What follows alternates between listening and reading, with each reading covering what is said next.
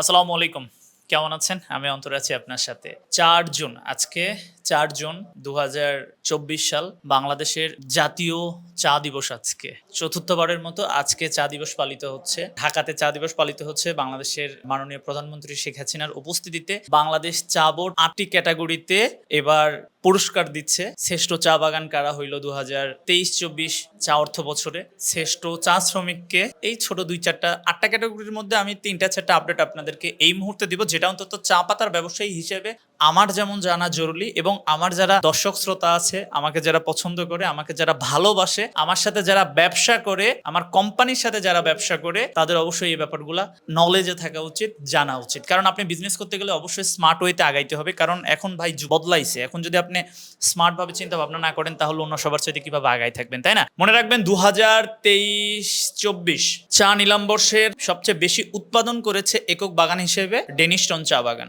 আবার বলি, ডেনিস্টন চা বাগান সবচাইতে বেশি চা উৎপাদন করেছে। ঠিক আছে, ফিনলে কোম্পানির এটা। কাজেই ডেনিস্টনের চা কিন্তু আলহামদুলিল্লাহ ভালো এবং তারা সবচেয়ে বেশি চা উৎপাদন করেছে, এটা আপনার জানা উচিত। তারপরে আমরা আসবো শ্রেষ্ঠ চা বাগান ক্যাটাগরিতে। এই মুহূর্তে বাংলাদেশের ২০২৪ সাল, আজকে ২৩ সাল ২৩-২৪ অর্থ বছরে চা নিলাম বর্ষের শ্রেষ্ঠ চা বাগান হয়েছেন ইস্পাহানের জেরিন ইস্পাহানি কোম্পানি, যেটা তাদের যে বাগান জেরিন বাগান, এই জেরিন বাগান শ্রেষ্ঠ চা বাগান হিসেবে পুরস্কৃত হয়েছে বাংলাদেশ চা বোর্ড কর্তৃক।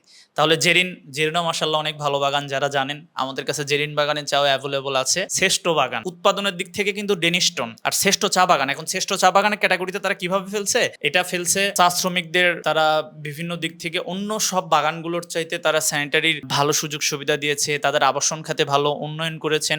সার্বিক দিক থেকে বিচার বিশ্লেষণের ভিত্তিতে জেরিন চা বাগান শ্রেষ্ঠ চা বাগানের ক্যাটাগরিতে পুরস্কৃত হয়েছে। তারপরে যদি আসি গুণগত মানের দিক থেকে, মানে সবচাইতে ভালো চা উৎপাদনকারী যে বাগান, এটা হচ্ছে কি কেদারপুর চা বাগান।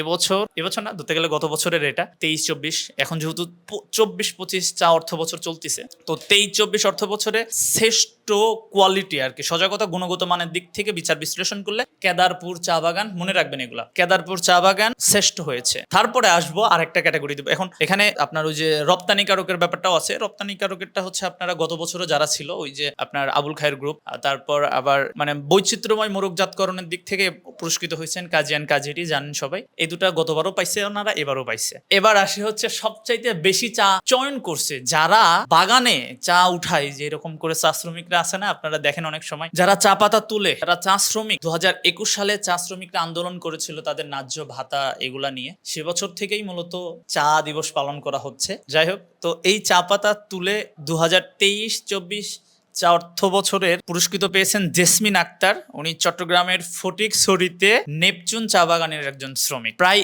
৪১ বছর উনি এই বাগানে চা পাতা উঠায়। গত অর্থ বছরে উনি চা তুলেছে ২৫,২১৭ কেজি। একজন শ্রমিক, চিন্তা করেন, একজন চা শ্রমিক এক বছরে ২৫,২১৭ কেজি চা পাতা চয়ন করেছে, তুলেছে। তাহলে চিন্তা করুন, ৪১ বছর যাবৎ সে কি নেপচুন চা বাগানে কাজ করে। এটা চিন্তা করেন। উনি শ্রেষ্ঠ চা শ্রমিক হিসেবে পুরস্কৃত পেয়েছেন, অভিনন্দন জানাই। আমি মূলত যারা শ্রমিক তাদের পক্ষের লোক, যারা পরিশ্রম করে তাদের পক্ষের লোক, যাদের ভিত্তিতে চা ফ্যাক্টরিগুলোতে আপনারা গেলে দেখবেন, আমি যেহেতু পার্সোনালি গিয়েছি, দেখেছি, দেখার সৌভাগ্য হয়েছে, যারা চা শ্রমিক তারা খুবই কষ্ট করে, খুবই পরিশ্রম করে। তাদের কষ্ট পরিশ্রম করার পর আমরা তো রেডিতে চা পাচ্ছি, তাই না? আসলে যারা উৎপাদনের সাথে সংশ্লিষ্ট তাদেরকে আমাদের সঠিক মূল্যায়ন করা উচিত। আর এই জন্য উনি যেহেতু এই মূল্যায়নটা অলরেডি ধারা যেহেতু চালু করেছে চা বোর্ড, এই জন্য আমার পক্ষ থেকে পার্সোনালি আমি অন্তর, আমার পক্ষ থেকে চা বোর্ডকে বিশেষ মানে অসংখ্য ধন্যবাদ চা বোর্ডকে, যে এত সুন্দর চা দিবসের মাধ্যমে বাংলাদেশে যারা চা সেক্টরে অবদান রাখতেছে তাদেরকে সম্মাননা দেওয়া হচ্ছে, তাদেরকে জাতির সামনে তুলে ধরা হচ্ছে। এক্ষেত্রে অবশ্যই এটা প্রশংসার দাবিদার এবং এটা কন্টিনিউ হওয়া উচিত। অনেক আগে থেকে হয়ে আসলে চা সেক্টরটা হয়তো বা আরো মানে দ্রুত আলোর মুখ দেখতে পাই। তো যাই হোক, অসংখ্য ধন্যবাদ। দেরিতে হলেও অলরেডি চতুর্থ মানে ৪তম জাতীয় চা দিবস পালিত হচ্ছে ৪ জুন ২০২৪ সাল। আশা করব বাংলাদেশ সরকার এবং বাংলাদেশ টি বোর্ডের উদ্যোগে আগামীর দিনে চা সেক্টরকে টিকায় রাখতে হইলে আরো বেশি যুগোপযোগী সিদ্ধান্ত নেওয়ার জন্য উদাত্ত আহ্বান থাকবে। অবশ্যই যারা চা সংশ্লিষ্ট আছেন আমি বলবো যে তো আমার চ্যানেলটা সাবস্ক্রাইব করে রাখবেন। টুকটাক আপডেট আমি দেওয়ার চেষ্টা করি, আমি জানার চেষ্টা করি, আমি জানলে সেটা আপনাকে জানানোর চেষ্টা করি। তো আজকের ভিডিওটা কোনো মানে ধরেন কোনো বিক্রি টিক্রি রিলেটেড না, জাস্ট আপনাকে একটু জানালাম, কারণ আপনি ব্যবসা করতে হইলে অন্তত আপনার জানা উচিত। দেখা হচ্ছে অন্য একটা ভিডিওতে। আসসালামু আলাইকুম।